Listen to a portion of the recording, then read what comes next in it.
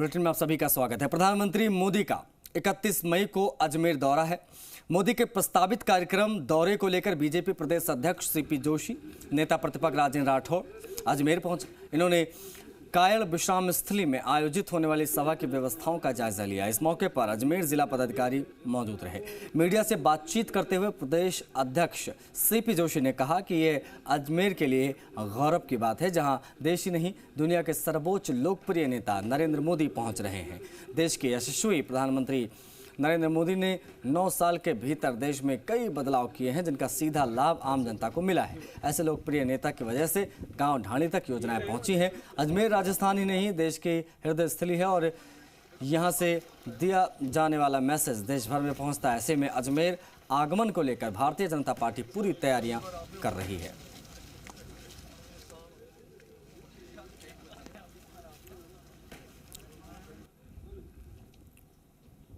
जैसे ही माननीय प्रधानमंत्री जी का कार्यक्रम की जानकारी राजस्थान में मिली है, तब से जनता में, कार्यकर्ताओं में जोश का उत्साह है। कार्यकर्ता पूरे उत्साह के साथ कार्यक्रम की तैयारी में लगे हैं और 31 तारीख को यहां अजमेर में एक विशाल आम सभा होगी।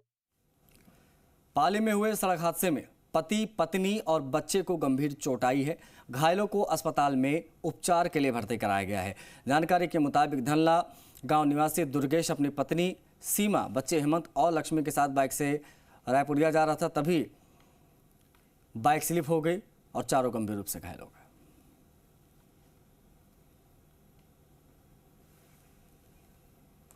राजस्थान में 25 मई से नौतपा शुरू हो रहा है, जो 15 जून तक चलेगा।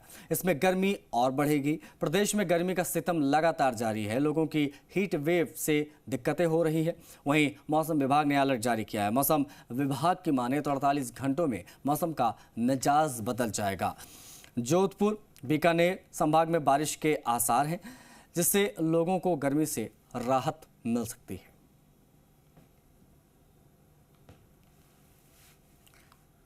प्रदेश में भीषण गर्मी के चलते आम जनजीवन प्रभावित हो रहा है, तो वहीं जयपुर के चौमू इलाके में भी तेज धूप और गर्मी के चलते लोग परेशान हैं। सूर्यदेव भी आसमान से आग बरसा रहे हैं। तेज धूप और लू के थपेड़ों से लोगों को परेशानियां झेलनी पड़ रही है। लोग गर्मी से बेचैन हैं, घरों में दुबके हुए हैं। बाजारों में भी सन्नाटा दिखाई देता है। लोग शीतल जल का सहारा ले रहे हैं।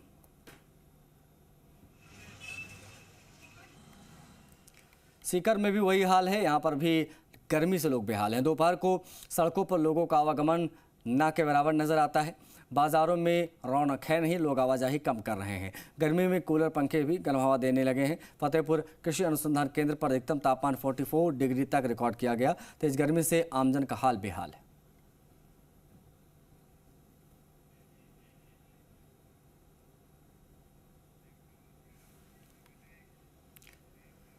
बीकानेर में भीषण गर्मी का कहर जारी है। रेगिस्तान में गर्मी का सितम जारी है। पारा 45 डिग्री के पार पहुंच चुका। जूनागढ़ किले के बाहर सूरसागर झील में हमारे संवाददाता रौनक व्यास ने ये रिपोर्ट बनाई है। देखिए क्या हाल है।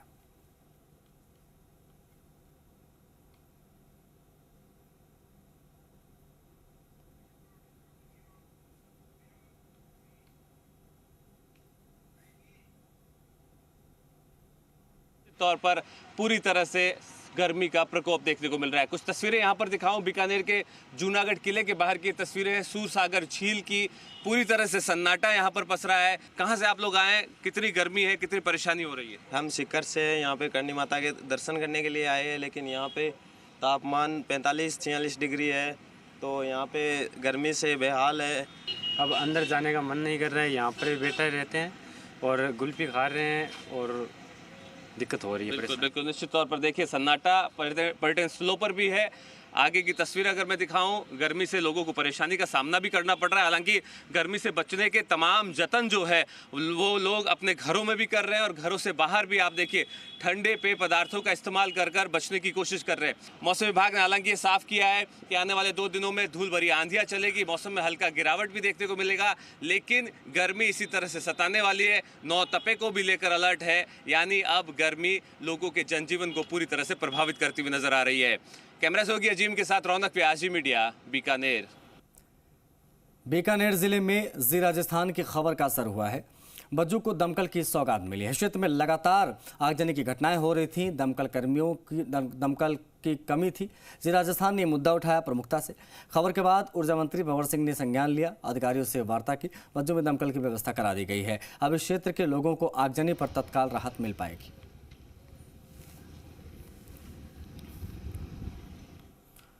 बड़ी खबर है इस वक्त की, यूपीएससी का रिजल्ट अनाउंस हुआ है। आपको बता दें कि जयपुर के अभिजीत ने दूसरे अटेम्प्ट में ही बाजी मारी है। दूसरे अटेम्प्ट में 440वीं रैंक इनकी आई है।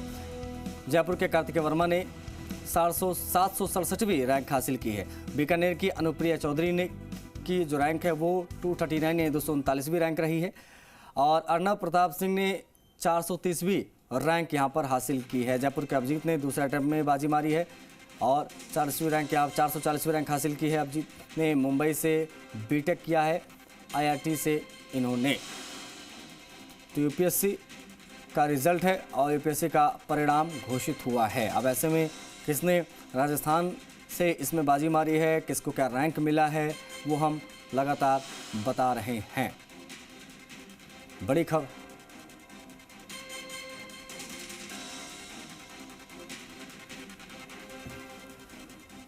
शशि मोहन शर्मा हमारे सहयोगी सीधा लाइव कनेक्ट हो रहे हैं, उनसे बातचीत करते हैं। शशि, यूपीएससी ने रिजल्ट जारी किया है, कई सारे लड़कों ने यहाँ पर जो है बाजी मारी है, कैसा रिजल्ट राजस्थान के परिप्रेक्ष्य में रहा, मैं चाहूंगा कि बताएं।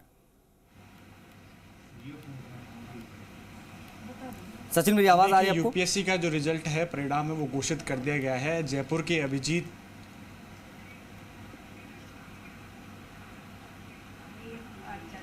सचिन, मेरी आवाज आ रही है आपको? एक बार फिर से जुड़ने की कोशिश करेंगे हम। यूपीएससी ने जो परिणाम है वो घोषित कर दिया है। जयपुर के अभिजीत यादव 440वीं जो रैंक है वो हासिल की है। और जो जयपुर के अभिजीत है उन्होंने 440वीं जो रैंक है वो हासिल की है। अभिजीत ने बॉम्बे से आईआईटी किया है। हमारे साथ उनका पूरा परिवार मौजूद है, हमारे साथ दादी मौजूद है, उनकी मम्मी मौजूद है, अभिजीत भी मौजूद है और उनके फादर भी मौजूद है। पहले दादी से बात करेंगे और जानेंगे कि आपके पोते ने जो यूपीएससी क्लियर किया है उस पर आपका क्या कहना है। मेरे बहुत खुशी, मेरा पोता आज अफसर बन गया है ना, और मैं बहुत खुश। जी देखिए, उनकी मम्मी भी जो मौजूद है हमारे साथ में, उनसे बात करेंगे कि उनके बेटे ने एक यूपीएससी जो है वो क्लियर किया है। जी मैं बहुत खुश हूँ, आज मेरे बेटे की ये रैंक आई है, मैं इसी से बहुत खुश हूँ। मेरे बेटे ने बहुत मेहनत की थी तो वो उसकी सफल हो गया है। कितना आपका सपोर्ट रहा है इस चीज़ में?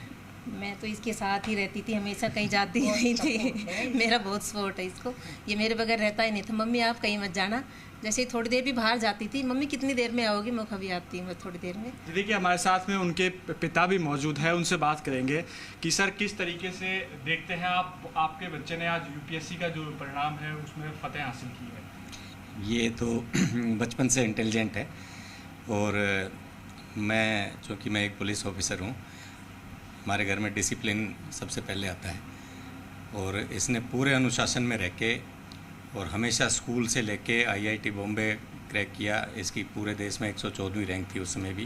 कंप्यूटर साइंस में बीटेक होने के बावजूद इन्होंने ज्योग्राफी के सब्जेक्ट से अपने सेकंड अटेम्प्ट में ही ये सफलता हासिल की है। मेरे लिए गर्व का विषय है, मेरा बेटा मुझसे भी बड़ा अफसर बना है। जी देखिए, हमारे साथ में अभिजीत भी मौजूद है। अभिजीत, आपने यूपीएससी में 440वीं रैंक जो है वो हासिल की है और 440वीं रैंक जो है वो हासिल की है और आईआईटी से भी आईआईटी से बीटेक किया है आपने। जी देखिए, किस तरीके से कहना चाहेंगे आप? मतलब लंबी तैयारी रही और बाकी लोगों को मैसेज तो यही रहेगा कि आप खुद के अंदर से मोटिवेशन लेके आएँ, इस तैयारी के साथ कुछ समय दें इसको और मेहनत से कभी घबराएं नहीं, मेहनत करने से ना घबराएं। रोज़ आपको शायद एक जैसा ही काम करना लगे, थोड़ी बोरियत भी महसूस होगी, पर इसके साथ लगे रहें। अगर आप में मोटिवेशन है तो आप में ज़रूर एक रिज़ल्ट लेके आ सकते हैं। देखिए, आपने दूसरे अटेम्प्ट में ये क्लियर किया है, पहले अटेम्प्ट में क्या जो कठिनाइयाँ हैं वो देखने को मिली आपको और इस अटेम्प्ट में और पिछले अटेम्प्ट में क्या अंतर रहा? सबसे बड़ा अंतर मैं अपने टीचर्स का मानूंगा, जिसमें पीयूष कुमार सर और MS शर्मा सर का नाम लेना आवश्यक है, क्योंकि फर्स्ट अटेम्प्ट में मेंस क्लियर नहीं हो पाया था और उसके बाद इन दोनों ने ही मेरे साथ बहुत मेहनत करी और हमेशा मेरे को एक पॉजिटिव स्पेस में रखा, जिससे आज ये रिज़ल्ट आ पाया है। तो मैं ज़िंदगी भर दोनों का ही शुक्रगुजार रहूँगा और धन्यवाद देता हूँ दोनों को कि उन्होंने मेरे में भरोसा जगाया और सेकंड अटैम्प्ट देने के लिए मेरा साथ दिया। आप श्रेय किसको देना चाहेंगे कि आइडियल किसको माना, प्रेरणा स्रोत किसको माना जो आप आज यूपीएससी का क्लियर किया है? मेरे नाना जी कभी बचपन में कहा करते थे कि तू कर सकता है, ये कर सकता है, तो शायद बीज यूपीएससी करने का मेरे मन में वहीं से फूटा होगा। और उसके बाद तो घर वालों का साथ रहा, टीचर्स का साथ रहा, कुछ मौक़ों पर दोस्तों का भी साथ रहा जो तैयारी नहीं कर रहे थे, लेकिन जब मेरा रिज़ल्ट पहली बार नहीं आ पाया था उसके बाद भी मतलब उन्होंने एक मेरे को काफ़ी अच्छे से रिसीव किया, एक पॉजिटिव एनर्जी मेरे साथ बनाए रखी जिससे मैं दूसरी बार में रिज़ल्ट आ पाया। तो श्रेय तो मैं इस जर्नी में जो भी मेरे साथ आया सभी को देना चाहूँगा और सभी का सदा शुक्रगुजार रहूँगा। जी देखिए, सबको शुक्रगुजार करने के लिए कहा गया है। और जी सचिन, जाहिर तौर पर, और एक सवाल मेरा भी अब जी से ज़रूर ले लीजिएगा क्योंकि इनके पिता जो है वो पुलिस अफसर हैं। अब ऐसे में ये कितना मददगार होता है कि पिता भी ब्यूरोक्रेसी से कनेक्ट हैं, जुड़े हुए हैं, और अब आपने भी यूपीएससी में जाने का फैसला किया और आपने तैयारियां भी बड़े स्तर पर जाहिर तौर पर की होगी, तो पिता का सपोर्ट कितना महत्वपूर्ण रहा और उनके द्वारा दिखाया गया मार्ग, उनके द्वारा डिसिप्लिन पर रखना, ये सब चीज़ें कितनी काम आती हैं, फैमिली का कितना बड़ा रोल होता है सीधे तौर पर समझे तो इस परीक्षा को पास करने में, क्योंकि सबसे बड़ी परीक्षा में इतना बड़ा रैंक लाना अपने आप में बहुत बड़ी चीज़ है। जी देखिए, आपके पिता भी जो है वो एक अधिकारी है, ब्यूरोक्रेसी में है, और आप भी अब ब्यूरोक्रेसी में आए हैं, तो किस तरीके का डिसिप्लिन जो पिता से आपको मिला है और किस तरीके का है? डिसिप्लिन तो यही है कि आपको अपने कर्मों के लिए स्वयं थोड़ा उत्तरदायी होना चाहिए, रिस्पॉन्सिबिलिटी अपने अंदर रखनी चाहिए। रिस्पॉन्सिबल रहेंगे तो आप खुद पे ही नज़र स्वयं ही रख पाएंगे, किसी और को आप पे नज़र रखने की ज़रूरत नहीं पड़ेगी। तो इसी कारण घर वालों ने भी कभी मेरे पीछे कोई ऐसे जासूस बन के नहीं लगे रहे कि ये क्या कर रहा है, किस क्षण क्या कर रहा है, आप पढ़ रहा है या नहीं पढ़ रहा। ये सब चीज़ें मुझे लगता है इस उम्र तक आने के बाद व्यक्ति को खुद ही कर लेनी चाहिए। देखिए, अभिजीत का कहना है कि पिता का पूरा श्रेय रहा है। जी जाहिर तौर पर शुक्रिया बहुत तमाम जानकारियों के लिए, तमाम बातचीत के लिए। सचिन, आपने बात कराई। सबसे बड़ी चीज़ ये है कि यूपीएससी का रिजल्ट अनाउंस हुआ है और जीत ने 440वीं रैंक हासिल की है, प्रदेशवासियों का नाम रोशन किया है और घर का भी। बढ़ेंगे आगे, कुछ और खबरों की भी बात करेंगे। RUIDP की ओर से टोंक शहर में सीवरेज लाइन डालने के लिए किए जा रहे काम में मुफ्त का चंदन घिस मेरे नंदन वाली कहावत चरितार्थ हो रही है। सीवरेज काम करने वाले मजदूर काम अधूरा छोड़ने की धमकी देकर घरों से जबरन बिजली का उपभोग कर रहे हैं। सीवरेज की लाइन जोड़ने के नाम पर प्रति घर से 500 रुपये चार्ज भी वसूल रहे हैं और इसकी रसीद भी नहीं दे रहे हैं। रसीद मांगने पर काम अधूरा छोड़कर जाने की धमकी दी जाती है। यही ड्रिल मशीन के लिए बिजली की व्यवस्था RUIDP के कर्मचारी अपने स्तर पर नहीं कर रहे हैं, बल्कि आसपास के घरों से बिजली का उपभोग कर रहे हैं। जब लोग इसका विरोध कर रहे हैं तो सीवरेज का काम करने वाले मजदूर कहते हैं कि हमारे पास बिजली का अन्य कोई स्रोत नहीं है, बिजली नहीं देंगे तो काम नहीं होगा। जगह जगह चैम्बर ओवरफुल हो रहे हैं और गंदा पानी रोड पर बह रहा है। गंदा पानी रोड पर बहने की वजह से धर्मस्थल पे जाने वाले लोगों को गंदगी का सामना करना पड़ रहा है। इसकी वजह से ये पवित्र हो रहे हैं। भीलवाड़ा में 23 दिन से जारी LHV और ANM की हड़ताल के तहत कर्मचारियों ने कार्य बहिष्कार जारी रखते हुए जिला कलेक्ट्रेट पर थाली बजाकर प्रदर्शन किया। कर्मचारियों का कहना है कि 23 दिन हड़ताल हो गए हैं, उसके बाद भी सरकार उनकी मांगों पर कोई सुनवाई नहीं कर रही है। इससे LHV ANM परेशान है और वहां गांव में मरीज परेशान है। सभी सब सेंटर पर ताले लगे हुए हैं और कार्य पूरी तरीके से ठप है। कर्मचारियों का कहना था कि LHV ANM की मुख्य मांगे 3 ही हैं, जिसे सरकार को पूरा करना चाहिए। जब तक हमारी मांगे पूरी नहीं होगी, जब तक हमें लिखित में कोई विशेष आश्वासन नहीं मिलता है कि भाई हमारी मांगे कब तक पूरी हो जाएगी, तब तक ये हड़ताल जारी रहेगी। हमारी मांग है कि हमारे पदनाम परिवर्तन किया जाए। एनएम को पब्लिक हेल्थ नर्स ऑफिसर का पदनाम दिया जाए और जो LHV है उसको senior circle health nurse officer के नाम से पदनाम दिया जाए। ब्यावर बस स्टैंड पर स्थित इंदिरा रसोई में अपने पिता के साथ खाना खाने आई एक नाबालिग के साथ छेड़छाड़ करने का मामला सामने आया है। पुलिस ने घटना के तुरंत बाद ही आरोपी को पकड़ लिया। आरोपी के खिलाफ पॉक्सो एक्ट में मामला दर्ज हुआ है। बताया जा रहा है कि आरोपी शहर में किसी पेट्रोल पंप पर तेल भरने का काम करता है।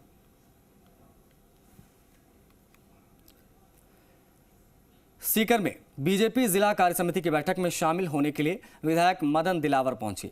बैठक में विभिन्न मुद्दों को लेकर चर्चा हुई और आने वाले 2023 के विधानसभा चुनाव को लेकर भी बातचीत हुई। इस दौरान रामगंज मंडी विधायक मदन दिलावर ने कहा कि प्रधानमंत्री मोदी के नेतृत्व में केंद्र सरकार के 9 साल पूरे होने पर उनके द्वारा हासिल की गई उपलब्धियों को जन जन तक पहुंचाने के बारे में आज की कार्य समिति की बैठक में चर्चा की गई।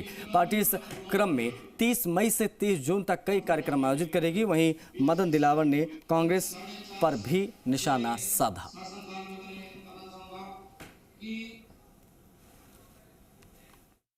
सरकार में यानी प्रधानमंत्री बने हुए 9 वर्ष हो गए हैं। उस 9 वर्ष में जो उन्होंने उपलब्धि हासिल की है, उस उपलब्धियों को जनता तक पहुंचाना, इस पर चर्चा हो रही है। और ये 30 मई से 30 जून तक उनकी उपलब्धियों को हम जनता तक पहुंचाने के लिए कई कार्यक्रम करेंगे। इस पर विस्तृत रूप से चर्चा हो रही है। बारा शहर के प्रताप चौक के पास स्थित एक साड़ी के शोरूम में शॉर्ट सर्किट के कारण आग लग गई। आगजनी की घटना से लोगों में हड़कंप मच गया। आग की लपटें उठी, लोग सकते में आ गए। मौके पर मौजूद कार्मिकों ने आग बुझाने का प्रयास किया। उसके बाद दमकल की टीम पहुंची, कड़ी मशक्कत हुई, आग पर काबू पाया गया। घटना की जानकारी मिलने पर एसपी राजकुमार चौधरी, एएसपी जयंत कुमार जैन, डीएसपी भी मौके पर पहुंचे और मुआयना लिया।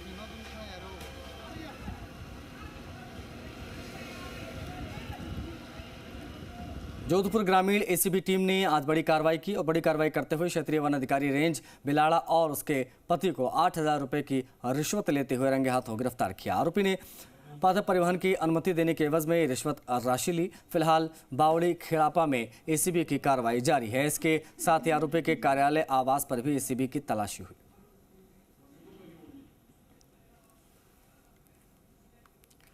सिरोही में आवो रोड की तलहटी में इन दिनों चोरों और बदमाशों का आतंक देखने को मिल रहा है। रात होते ही बदमाश लूट की वारदातों को अंजाम देने निकल पड़ते हैं। पुलिस कुंभकर्णी नींद में सोई रहती है। बीती शाम की अगर बात करें तो बीती शाम 2 चोरों ने तलहटी क्षेत्र में 6 घरों के ताले तोड़े, लाखों रुपए का चोरी की अंजाम दिया। हैरानी इस बात की है कि चोरों के चेहरे सीसीटीवी कैमरे में कैद होने के बावजूद अब तक कोई पकड़ा नहीं गया है।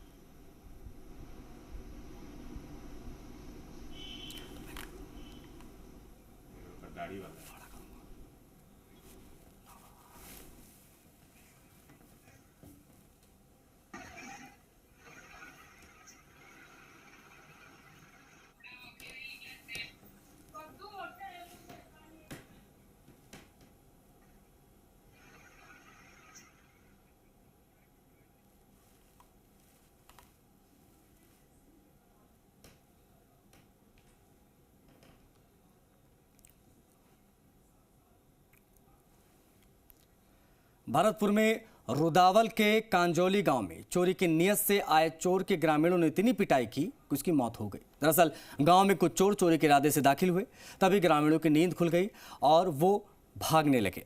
ग्रामीणों ने उन्हें दौड़ाया, एक चोर ग्रामीणों के हत्थे चढ़ गया। फिर क्या था, ग्रामीणों ने उसकी जमकर पिटाई की जिससे चोर की मौत हो गई। मृतक अलीगढ़ उत्तर प्रदेश का रहने वाला बताया जा रहा है। मृतक चोर की पहचान राजू बाबरिया के रूप में हुई है। वो अलीगढ़ उत्तर प्रदेश का रहने वाला है और 3 साल से अपने साड़ू के यहाँ पर रह रहा था। अब बताया जा रहा है कि आरोपी को ग्रामीणों ने खेत से निकाला और उसे गाँव के सरकारी स्कूल के सामने पीपल के पेड़ में बांध दिया, उसके साथ मारपीट की। जानकारी के मुताबिक बदमाश बाइक पर सवार होकर आए थे। मौके से एक देसी तमंचा, 6 कारतूस, 1 सरिया पकड़ा।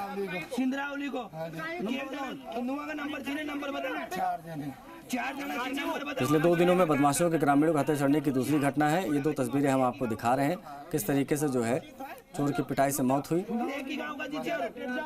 दौसा की भी तस्वीर है। अलूदा के काकरोला ढाणी में लूट की नियत से 4 बदमाश गांव में पहुंचे थे, लेकिन ग्रामीणों के हत्थे चढ़ गए। फायरिंग करने वाले एक बदमाश की मौत हुई है। मृतक बदमाश की पहचान भरतपुर के खोथान शिवलाल के तौर पर हुई थी।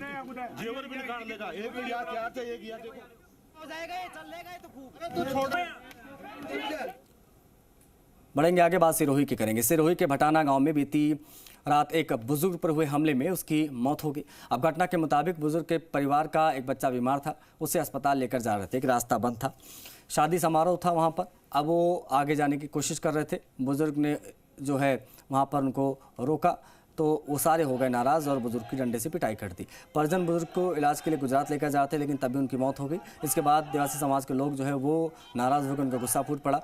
समाज के सैकड़ों लोग अस्पताल परिसर में इकट्ठा हो गए, कार्रवाई की मांग करने लगे। भटाना चौकी प्रभारी और आरोपियों के संरक्षण, अवैध गतिविधियों को बढ़ावा देने सहित कई आरोप लगाए। स्थानीय विधायक जगसी राम कोहली, भटाना सरपंच भवानी सिंह, प्रधान प्रतिनिधि अर्जुन देवासी भी घटनास्थल पर मौजूद रहे और समझाइश की कोशिश की।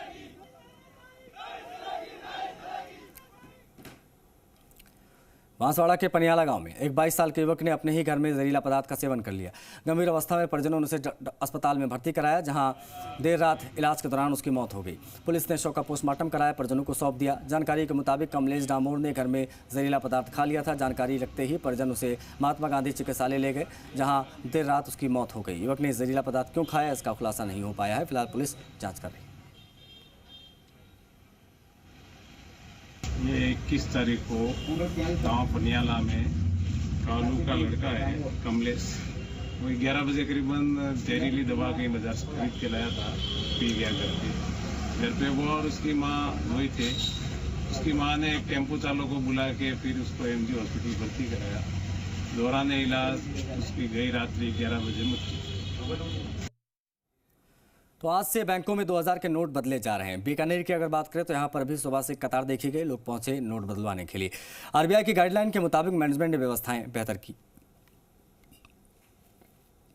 2000 के नोट को बदलवाने को लेकर आज से आम लोग बैंकों की तरफ रुख कर सकते हैं। आरबीआई ने गाइडलाइन जारी की है और निश्चित तौर पर ये कहा जा सकता है कि जिस तरह से तस्वीरें यहाँ साफ है, काफ़ी संख्या में लोग यहाँ पर पहुँच रहे हैं। आप देखिए 2000 के नोट को साथ लेकर आए हैं, बदलवाने की बात जो है वो सामने आ रही है। और आरबीआई ने निश्चित तौर पर कहा है पैनिक होने की ज़रूरत नहीं है। जो गाइडलाइन यहाँ पर जारी की गई है उसमें ये कहा गया है कि आप आराम से बैंक आइए और बैंकों में काउंटर्स पर आकर अपने नोट आप बदलवा सकते हैं। आप देखिए लोग यहाँ पर अपने साथ जो है 2000 के नोट लेकर के आए हैं और एक्सचेंज करवाने के को लेकर जो है कहीं ना कहीं ये कहा जा सकता है कि पैनिक होने की बिल्कुल जरूरत नहीं। सर आप लोग पहुंचे हैं चेंज करवाने के लिए, किस तरह से आराम से हो रहा है? कोई एकदम आराम से हो रहा है, कोई ऐसी असुविधा नहीं है, ना इतनी जल्दबाजी है। सरकार ने समय बहुत दिया है और एकदम संतोषजनक है। अब जैसे जैसे देखिए दिन शुरुआत हुई है, उसके साथ लोगों का आने का जमावड़ा शुरू हो गया है। अब कतारें भी धीरे धीरे लगनी शुरू हो गई है। एक शख्स हमारे साथ मौजूद है। सर आपने पैसे बदलवाए, कितने पैसे बदलवाए, कितने नोट बदलवाए और आसानी से हुआ है सब कुछ? 10 नोट बदलाए हैं 2000 के 20,000 रुपये जी। आराम से बदला गया है, वातावरण भी अच्छा है, कोई भीड़ भाड़ नहीं है। जो कर्मचारी है वो भी बहुत अच्छी तरीके से सपोर्ट कर रहे हैं। मुख्य प्रबंधक हमारे साथ हैं, क्या कहेंगे अश्वनी जी?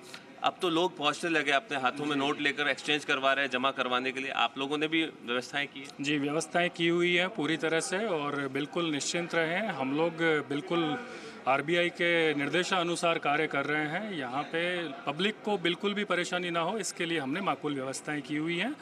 निश्चित तौर पर आरबीआई ने जो गाइडलाइन जारी की है उसके तहत बैंक प्रबंधन में भी अपने अपने तरीके से व्यवस्थाओं को माकूल किया है और आने वाले सितंबर तक आप इसी तरह से बैंक्स में जाकर अपने नोट बदलवा सकते हैं। कैमरा सहयोगी अजीम के साथ रौनक व्यास, जी मीडिया, बीकानेर। आरबीआई के निर्देश के बाद आज से बैंकों में 2000 के नोट एक्सचेंज की प्रक्रिया शुरू हो चुकी है, लेकिन बाजार में छोटे व्यापारियों से लेकर पेट्रोल पंप पर भी 2000 के नोट लेने से लोग बच रहे हैं। ऐसे में लोग 2000 के नोट को लेकर भी परेशान नजर आ रहे हैं। वहीं ज्वेलर व्यापारियों का कहना है कि लोग 2000 के नोट लेकर सोने चांदी के आइटम खरीदने के लिए पहुंच रहे हैं। सभी लोग से 2000 के नोट लिए जा रहे हैं। वहीं ज्वेलरी खरीदने के लिए लोगों का कहना है, खरीदने वाले लोगों का कहना है कि बाजार में 2000 के नोट नहीं लिए जा रहे हैं। मैं खुद अपने हाथों से बाजार में जैसे परचेजिंग करने गया, सब्जी लेने गया, कुछ गया, तो किसी ने मुझे 2000 का नोट लेने से मना नहीं किया। हम किसी भी ग्राहक ने ऐसा नहीं कहा कि हम 2000 का नोट नहीं लेंगे। और हमारे यहाँ भी कोई भी कस्टमर आता है किसी भी दुकानदार के यहाँ, तो 2000 का नोट उससे हम ईजीली ले रहे हैं, कोई मना नहीं करें। टूरिस्ट भी आ रहा है उनसे भी ले रहे हैं, जनरल ग्राहक से भी ले रहे हैं। नहीं ऐसा कुछ नहीं है, हमारे पास तो चेंज के लिए जो आ रहे हैं उनको मना कर रहे हैं। पेट्रोल जो भी ले रहा है उससे हम 2000 के नोट ले रहे हैं, किसी को भी मना नहीं कर रहे। और पहले जैसे हमारे पास एक गड्डी बनती थी, अभी तो पूरे 2000 के ही नोट आ रहे हैं। इसलिए थोड़ा चेंज में दिक्कत आ रही है। जैसे 100 रुपये का कोई ले रहा है, उसको वापस चेंज देने में दिक्कत आ रही है। तो हम यही रिक्वेस्ट करते हैं कि आप ज़्यादा से ज़्यादा पेट्रोल लें। जैसे 2 व्हीलर में अगर ज़्यादा नहीं आ सकता कम से कम 500 ले, 4 व्हीलर में 1000-1500 का ले लें। बाकी नहीं ले रहे उनका भी ले रहे हैं हम नोट। चूरू से अगली खबर है। वरिष्ठ कांग्रेस नेता रफीक मंडेलिया ने रतनगढ़ के गांव गोईसर में इंटरलॉकिंग सड़क निर्माण कार्य का लोकार्पण किया। इस मौके पर वरिष्ठ कांग्रेस नेता रफीक मंडेलिया ने लोगों को संबोधित किया और संबोधित करते हुए केंद्र सरकार पर हमला किया। उन्होंने कहा कि केंद्र सरकार सामाजिक सौहार्द की भावना को समाप्त कर राजनीतिक लाभों के लिए समाज में नफरत फैलाने का काम कर रही है। हमें अपनी जिम्मेदारी एवं जागरूकता से केंद्र सरकार की मंशा के विरुद्ध समाज में प्रेम और भाईचारे को वातावरण तैयार करना है और आने वाले विधानसभा चुनाव में एक बार फिर से कांग्रेस की सरकार फुल बहुमत के साथ बनानी है। उन्होंने महंगाई राहत शिविर के बारे में बताते हुए कहा कि हमारी कोशिश है कि रतनगढ़ का एक भी पात्र व्यक्ति राहत पाने से वंचित ना रह जाए।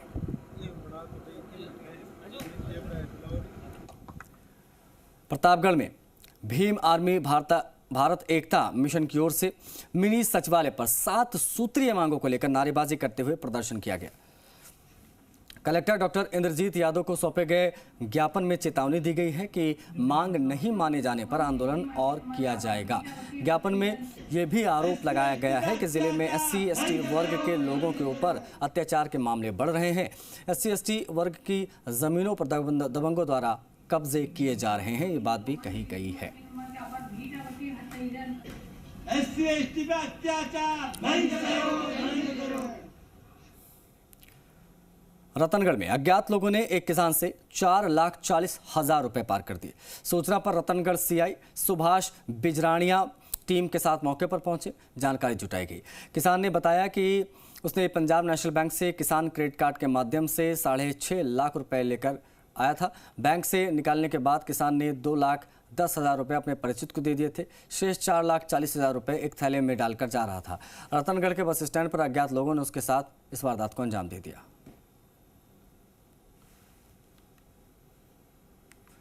हजरत ख्वाजा मोइनुद्दीन चिश्ती की दरगाह में बॉलीवुड एक्टर कबीर खान पहुंचे, जहां उन्होंने ख्वाजा गरीब नवाज की आस्ताने आलिया में मखमली चादर व अकीदत के फूल पेश कर अपनी आने वाली फिल्म की कामयाबी के लिए दुआ मांगी। दरगाह के गद्दी नशीन खादिम कुतुबुद्दीन सखी ने जियारत कराई और दस्तार बंदी का दरगाह का तबरुख दिया।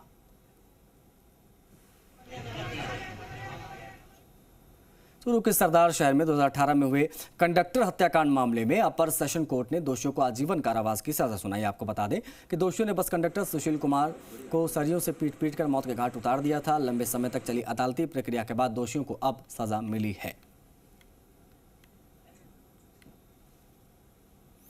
टोंक के निवाई से बड़ी खबर है। बिना रजिस्ट्रेशन चल रहे विजय मेडिकल लैब पर कार्रवाई हुई है। नायब तहसीलदार कुलदीप सिंह ने विजय मेडिकल लैब को सीज कर दिया। BSMO डॉक्टर शैलेंद्र सिंह भी मौजूद रहे। एहतियातन पुलिस जाब्ता भी तैनात किया गया था। लगातार शिकायतें मिल रही थी। शिकायत के बाद जिला कलेक्टर चिन्मयी गोपाल के निर्देश पर यह कार्रवाई यहां पर देखने को मिली है।